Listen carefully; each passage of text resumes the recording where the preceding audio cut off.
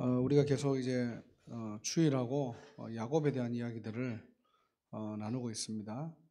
여러분들이 야곱에 대한 이야기들을 보면서 여러분 자신을 확인하고 또 점검하는 그런 귀한 축복의 시간 가졌으면 좋겠습니다. 신자는 때로는 문제가 발생할 수도 있죠. 우리가 살아가다 보면은 뜻하지 않게 또 나의 또 어떤 연약한 부분 때문에 또 실수하는 부분 때문에 크고 작은 문제들 생길 수가 있습니다. 그때마다 성도들이 문제에 완전히 잡히는 사람이 있고요. 또 어떤 사람에는 진짜 문제가 오면은 근본으로 돌아가는 사람이 있습니다. 저와 여러분들이 가장 근본에는 무엇이 있습니까? 바로 하나님을 믿는 그 믿음이 자리 잡고 있어야 돼요. 그래서 지난주 이번 주 강단이죠. 이번 주 강단에서 야곱이 31장 5절 7절에 보니까 그럴지라도 내 아버지 하나님이 나와 함께 계셨다. 그러면서 7절에 보니까요. 삼촌이 나를 해치려고 하더라도 그러나 하나님이 그를 막으셨다. 어떻게 보면 이 야곱의 내면에는 근본적으로 하나님을 믿는 그런 신앙의 고백들이 있었다는 겁니다. 하지만은 야곱의 현실은 어떻습니까? 이렇게 실컷 자기 아내 레아와 라헬한테 이렇게 실컷 하나님이 나와 함께 하셨고 하나님께서 나를 해치지 못하도록 그를 막으셨다. 이렇게 신앙 고백해놓고 뭐라고 했죠? 도망가자는 거예요. 웃기죠? 기승전 인본주의예요. 야곱은 항상 실컷 하나님을 믿고 하나님이 하셨다는 것을 고백해놓고 행동은 어떻게 하느냐니까 야곱이 지금 아내와 아내들과 함께 가족들과 함께 그 어마어마한 가축과 이렇게 막 다 사람들을 종들을 데리고 오늘 21절에 보니까 그가 그의 모든 소유를 이끌고 강을 건너 길앗 산을 향하여 도망한 지 3일 만에 갔거든요. 얼마나 치밀하게 도망을 갔냐니까 라반이 3일 동안 야곱이 도망간 줄 몰랐는 거예요. 대단하죠. 혼자 도망가더라도 이게 3일 지나면 사람이 있는 거 없는 건데 자기의 가축과 뭐 모든 가족과 소유와 아내들 뭐 종 다 데리고 나가는데 3일 동안 라반이 몰랐던 거예요. 이만큼 야곱의 현실로 돌아오면은 치밀한 인본주의에 완전히 대가라고 할 수 있는 겁니다. 그러니까 야곱이 실컷 아내들을 들러 불러가지고 야, 나와 함께 하시는 하나님을 너희가 알아야 된다. 그러면서 하나님이 나를 위하여 싸우시고 막으셨다. 이렇게 해놓고 마저 도망가자는 거예요. 야곱의 실제 신앙은 하나님을 믿지만은 우리의 현실로 돌아오니까 우리도 모르게 자기 수준에 딱 잡혀버리는 겁니다. 그러니까요, 신자들이 썬데이 신앙생활을 하는 거예요. 주일날 오면은 고백 잘해요. 찬양 잘하고 예배 잘 드리고. 그런데 현실로 돌아가면은 야곱처럼 자기의 영적인 각인된 쪽으로 흘러가는 겁니다. 그러니까 신앙과 현실이 늘 다른 겁니다. 저와 여러분들이 오늘도 이 부분들을 오늘 확인하고 점검하는 날이 되셔야 돼요. 그래서 오늘 보니까 이렇게 고백하고 21절, 22절에 어떻게 하죠? 도망갑니다, 또. 야곱은 어떤 수준입니까? 구원받은 하나님의 자녀지만은 현실에는 늘 쫓기고 도망하는 수준이에요. 하나님께서는 야곱을 이거를 치유하기를 원하시는 겁니다. 우리가 잘 봐야 돼요. 믿음이 삶에 실제 적용이 안 되면요, 우리는 구원받아 놓고 항상 세상에 쫓기는 수준이 되고 도망가는 수준으로 될 수밖에 없는 거예요. 세상에 하면 어떻게 살아가야 되느냐? 방법을 찾아야 되고요. 세상에서는 지금 이렇게 가르쳤는데 교회에서는 지금 이렇게 얘기하고 말씀에서는 이렇게 얘기하고 늘 갈등하는 수준이 되고요. 우리 렘넌트들은 어떻게 살아야 됩니까? 또 여러분들은 현실에서 어떻게 살아가고 있습니까? 정말로 우리가 말씀의 흐름, 말씀 따라 산다고 하면서 실제 우리는 내 각인된 대로 내가 보는 대로 살아가지는 않습니까? 빨리 여러분들 점검하셔야 돼요. 아니면은 평생 야곱처럼 어떻게 됩니까? 우리 입으로는 막 하나님을 찬양하고 하나님을 고백하면서요. 실제 우리 현실에서는 늘 내가 각인된 대로 살아야 된다니까요. 야곱이 딱 이런 수준이었는 거예요. 하나님은 지금 뭐죠? 이 야곱을 치유하기를 원하시는 겁니다. 그래서 2주 전인가 우리가 정말로 야곱의 길은 어떤 길이라고요? 치유의 길이라니까요. 정말로 하나님께서 이 야곱을 믿음의 조상으로 세계복음화에 주역으로 쓰시려고 하니까 야곱은 어릴 때부터 뭐죠? 어릴 때가 아니죠. 태중에부터 엄마 뱃속에서부터 형보다 더 먼저 나가려고 발꿈치 잡았다고. 이거는 야곱이 자기가 인본주의 쓰는지도 몰라. 태어날 때부터 이미 인본주의로 철저하게 각인된 상태에서 태어났다니까요. 엄마 뱃속에서부터 인본주의의 어떤 그런 DNA를 가지고 태어난 거예요. 그러니까 자기가 인본주의를 쓰는지도 몰라 사실은. 막 믿음으로 고백해놓고 도망가재. 어떻게 보면 앞뒤가 안 맞잖아요. 근데 야곱의 입장에서는 도망가는 게 당연한 거예요. 우리도 모르게 우리의 삶에서 당연하게 하고 있는 것들 있잖아요. 당연하게. 내가 하나님의 자리인데 당연하게 뭔가 세상적으로 빠진 게 있다니까요. 내가 정말로 천국 백성인데 당연하게 불신하는 거 있다니까요. 내가 정말로 전도자인데 당연하게 못하는 거 있다니까요. 여기서 빠져나와야 돼요. 이 수준에서 빠져나오지 않으면은 우리 렘넌트들은 계속해서 뭐 해야 돼요? 야곱의 인본주의 수준에서 벗어나지 못하는 것처럼요. 저와 여러분들이 계속해서 다람쥐 쳇바퀴 돌듯이 그런 신앙생활을 해야 됩니다. 그리고 야곱이 두 번째로는 어떤 수준에 머물러 있었습니까? 자, 도망갔으면 안 잡히면 됐는데 7일 만에 오늘 다 읽진 않았습니다. 23절에 보니까요. 라반이 그의 형제들을 거느리고 7일 길을 쫓아가. 라반도 집요하죠. 7일 동안을 이제 추적한 겁니다. 해가지고 길르앗산에서 그에게 이르렀더니. 근데요, 잡으려고 갔는데 그 전날 밤에 24절에요. 밤에 하나님이 아람 사람 라반에게 현몽하여 이르시되 너는 삼가 야곱에게 선악간에 말하지 말라 하셨더라 그랬죠. 하나님이 얼마나 급했으면은 하나님께서 이 언약의 자녀를 보호하시기 위해서 쫓아가는 라반에게 꿈으로 나타나십니다. 그러면서요 25절에 보니까 라반이 야곱을 뒤쫓아 이르렀더니 야곱이 그 산에 장막을 친지라. 라반이 그 형제와 더불어 길르앗산에 장막을 치고. 26절에 잡은 거예요. 잡아가지고 이제 이런 얘기 저런 얘기 다 하는 겁니다. 그러면 30절 보니까요. 잡아놓고 뭐라고 하냐니까, 자, 도망간 거는 도망간 건데 우리 집에 지금 물건이 하나 없어졌다.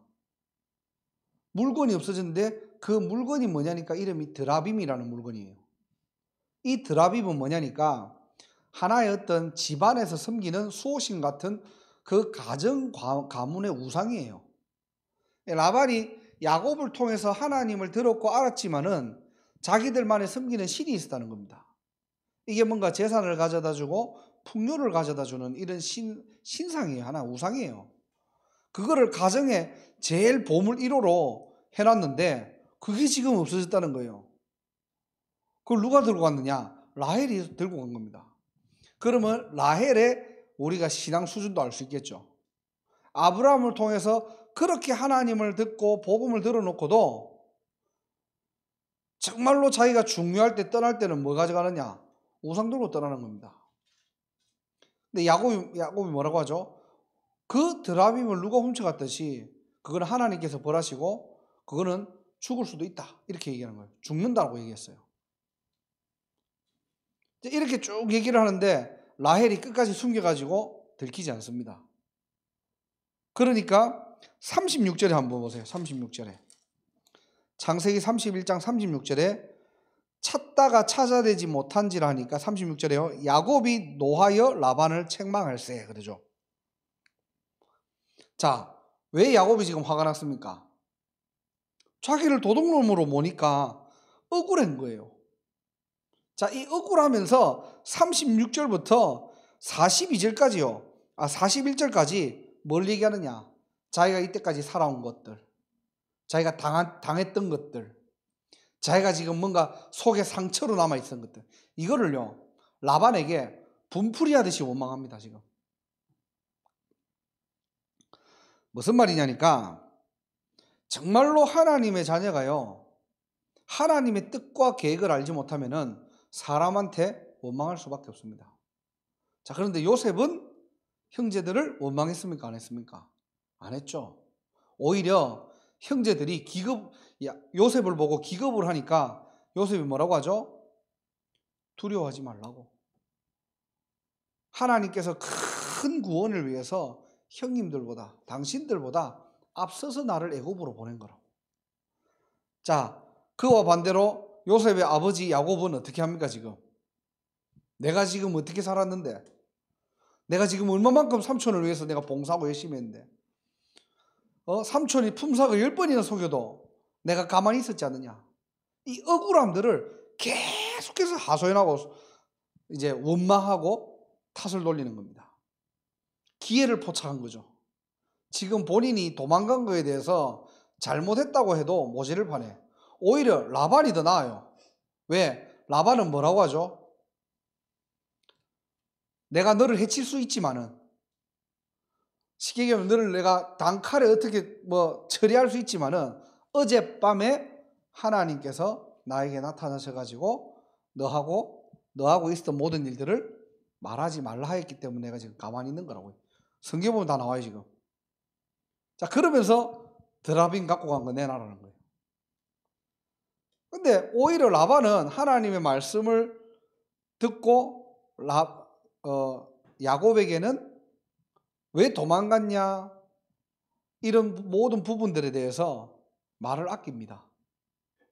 그런데 오히려 야곱은요, 그 드라빔이라는 사건을 통해 가지고 전세를 역전시키는 거예요. 분위기를 확 바꿔버리는 겁니다. 지금 자기가 잘못하고 오히려 풀어야 되는데 그 억울함이 더해져 가지고 그 억울함을 호소하는 거예요, 지금. 쫓아온 것에 대한 사과와 화해가 없고요. 오히려 자기를 도둑놈으로 몰았던 그런 억울함이 옛날 상처까지 확 드러나면서 지금 내가 어떻게 살았고, 삼촌한테 내가 이때까지 어떻게 당했고, 이런 것들을 막 하소연하는 거예요. 무슨 말이냐? 신자가요, 하나님의 뜻과 계획을 모르면은 현실에서 늘 사람 원망하는 수준밖에 안 돼요. 저 사람 때문에, 누구 때문에. 신자는요, 누구 때문이 아닙니다. 그 누구 때문에도 하나님의 손에 있는 거예요. 대부분 늘 보면 사람 탓해요. 늘 사람 얘기해요. 저 사람 때문에 내가 기분 나쁘고, 저 사람 때문에 내가 교회 못 나가겠고, 저 사람 때문에 내가 영적으로 안 좋아지고, 다 거짓말입니다. 여러분들이 만약에 사람에게 영향받는 사람이 되잖아요. 절대로 여러분들이 살리는 인생은 못 삽니다. 늘 여러분들이 현실에서는 피해 다녀야 돼요. 혹 한국에 같은 경우는 무속집이 있다, 피해 가야 돼요. 왜? 영적으로 영향받으니까요. 여러분들이 무슨 조금만 막 이렇게 직설적으로 얘기하는 사람들 있잖아요. 피해 다녀야 돼요. 왜? 그 말 들으면 상처받으니까요. 그러니까 늘 원망하는 수준, 남 탓하는 수준, 여기서 못 벗어나는 겁니다. 하나님께서는 이 수준 바꾸라는 거예요, 지금. 네가 지금 남을 원망하고 남 탓하는 수준이 아니라 어떻게 해요? 그 사람을 살리는 수준이라는 겁니다. 그 수준으로 바꾸라는 거예요, 지금. 근데 야곱의 두 번째 수준이 뭡니까? 늘 원망, 남 탓, 오히려 하소연하는 그런 현실의 수준을 우리가 볼 수 있는 겁니다, 성경을 통해서. 자, 그리고 42절 보세요.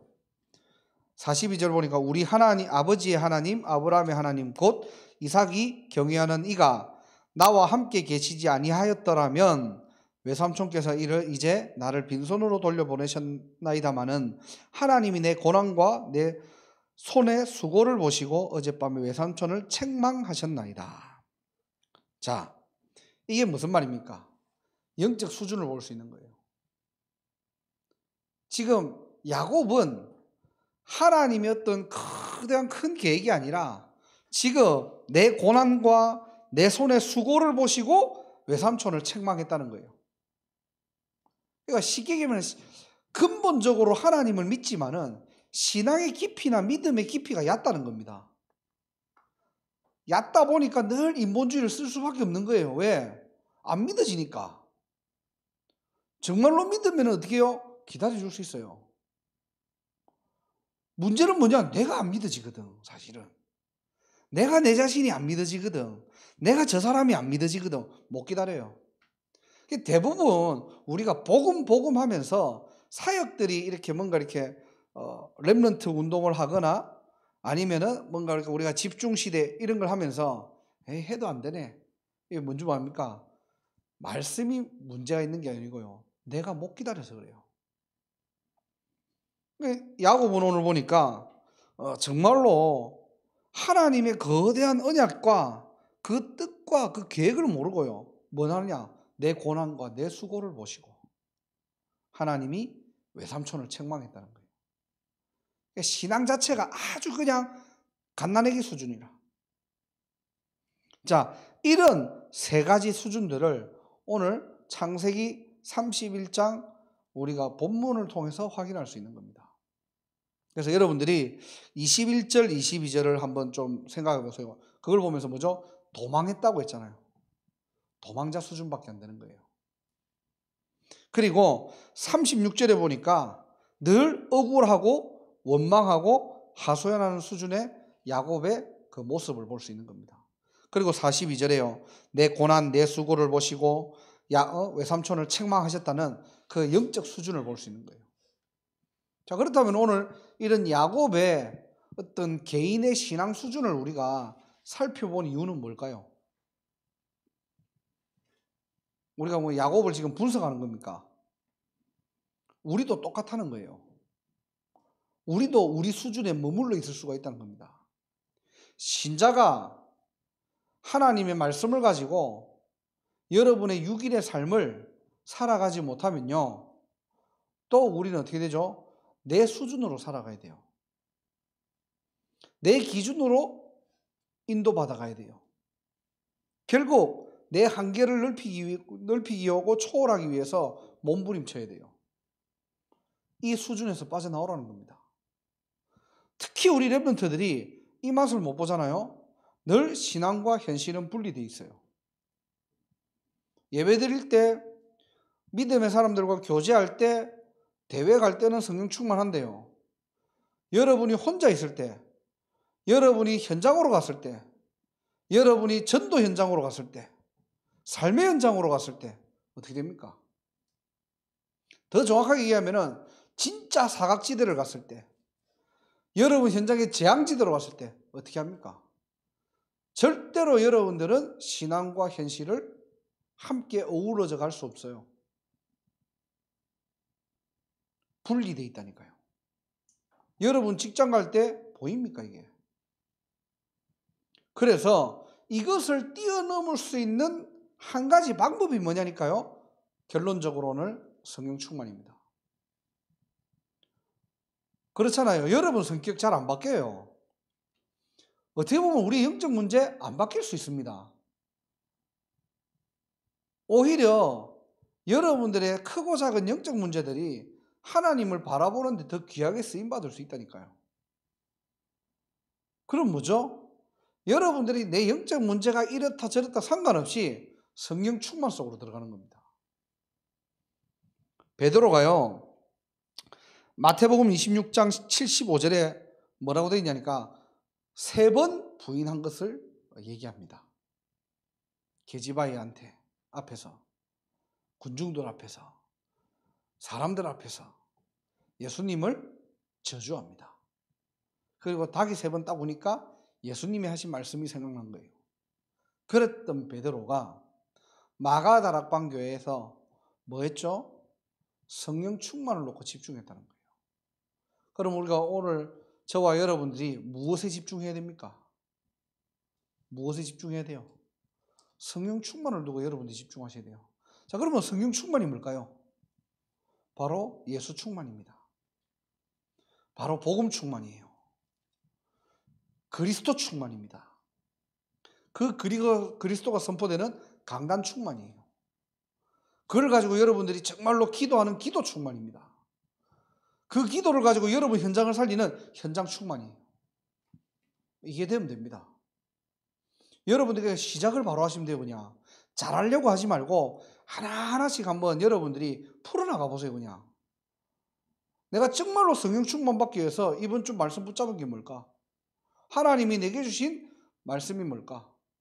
그리고 그 말씀 안에서 정말로 나는 예수가 그리스도라는 것이 또 믿어지고 그 구원의 내용을 가지고 있느냐? 이걸 가지고 여러분들이 조금만 집중해 보세요. 내 문제를 놓고 집중하지 말고 하나님, 내 문제는 내 문제고 하나님 그것을 뛰어넘을 수 있는 성령 충만 달라고. 그때요, 여러분의 영적 문제는 축복의 발판이 되고요. 여러분들의 연약한 부분들은 그리스도의 능력이 머무는 자리고요. 여러분들의 장점들은 가장 하나님께서 합당하게 쓰임받을 도구가 된다는 사실이에요. 그렇죠? 자, 그렇다면은 저와 여러분들이 강단의 언약을 붙잡고 여러분들이 이제는 뭐하냐? 기도 속으로 들어가는 겁니다. 그러면서 그 기도를 통해서 뭐죠? 내 현장을 살려내는 거예요. 그게 답니다. 혹시나 반대로 내 현장이 두렵고 내가 전도하는 게 좀 부끄럽고 그거는 여러분 자신이 한번 생각해 보세요. 어느 정도냐? 내가 진짜 복음으로 행복해져 있느냐? 그거부터 다시 한번 점검하시면 돼요. 한마디로 보면은 예수에 미쳐야 돼요. 우리 인생이 예수에 미치지 않잖아요. 100% 다른 거에 미치게 돼 있습니다. 신자도 어쩔 수 없다니까요. 내가 그리스도로 미치지 않으면은 나도 모르게 내가 태어난 것 자체가 인본주의로 태어났는데요. 내가 태어난 것 자체로 율법에 찌들려고 태어났는데 창세기 3장 이후에는 모든 것들이 구원받았어도 내 체질은요 여기 찌들려 있다는 거 어떻게 보면은 이거 바꿔줘야 돼요. 그래서 방법은 다른 거 없습니다. 성령 충만. 그래서 우리가 집중하는 이유가 뭐죠? 성령 충만하려고. 우리가 집중해갖고 뭐 다른 거 충만합니까? 성경을 66도 해야 돼요? 아니에요. 성령 충만. 예수 충만. 예수가 그리스도라는 사실에 충만.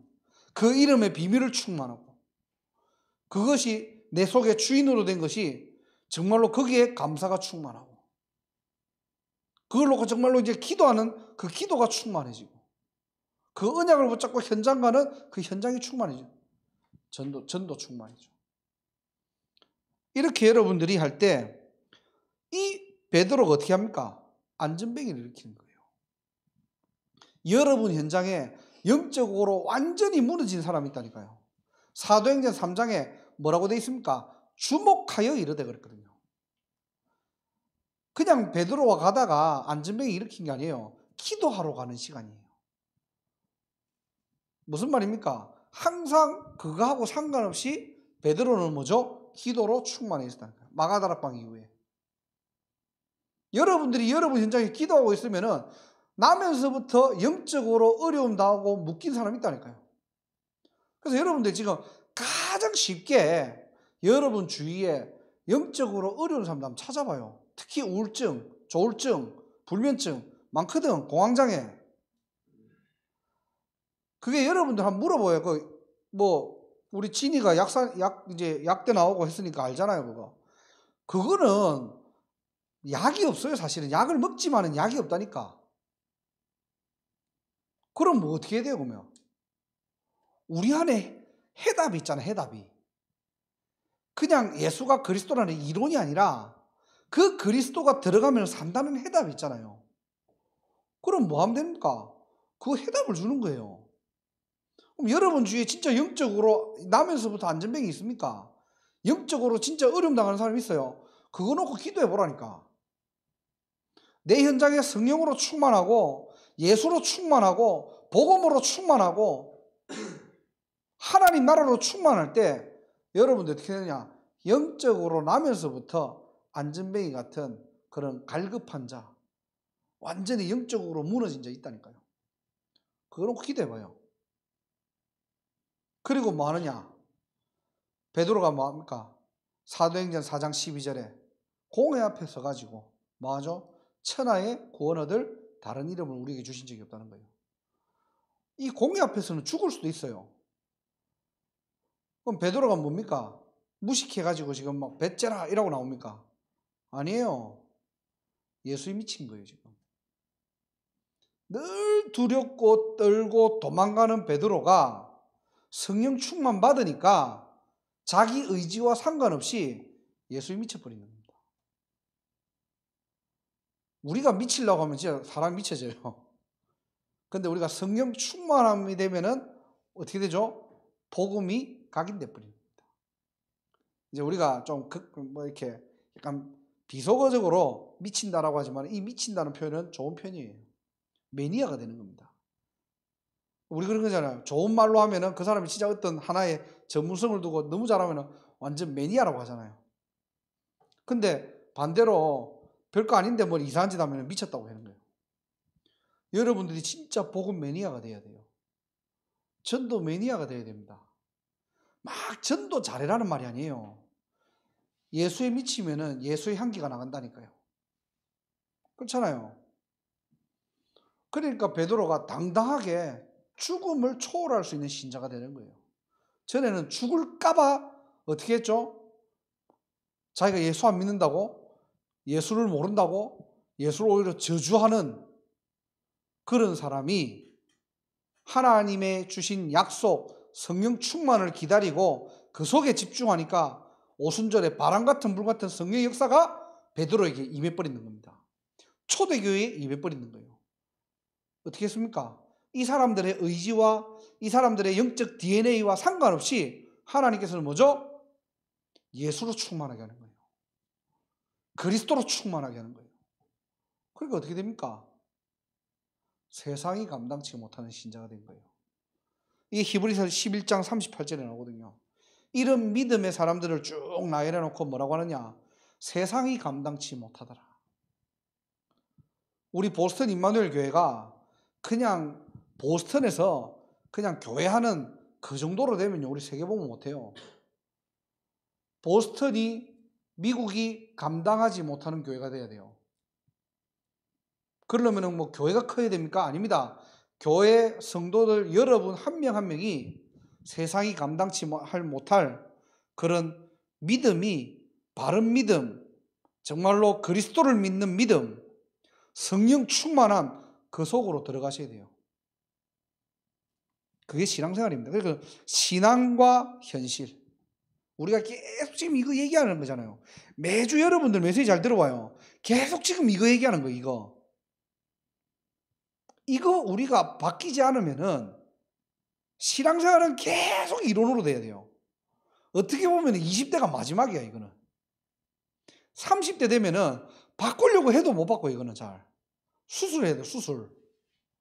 수술 전에 약물로, 구약과 신약으로 치료하세요, 그냥. 안 그러면은 이제 성령의 검, 말씀의 검으로 메스로 막 찔러, 이제 쭉 찢어야 된다니까. 아프다니까, 그러면은.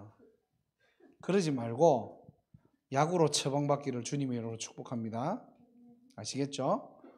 그래서 우리 또 영상으로 참여하는 우리 모든 성도님들도 오늘 제목 야곱의 신앙과 현실, 우리가 이제 따로 사는, 따로 뭔가가 구분 짓는 인생이 아니고요, 복음적 삶이 무엇인지, 예수 믿는다는 것이 무엇인지, 하나님의 자녀로 사는 것이 무엇인지를 그런 축복과 그 복음의 비밀을 증거하는 귀한 영적 수준이 회복되어지는 날이 되기를 주님의 이름으로 축복합니다.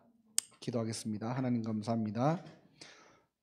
오늘 주신 말씀 그대로 야곱의 신앙과 현실이라는 제목으로 말씀을 나누었습니다.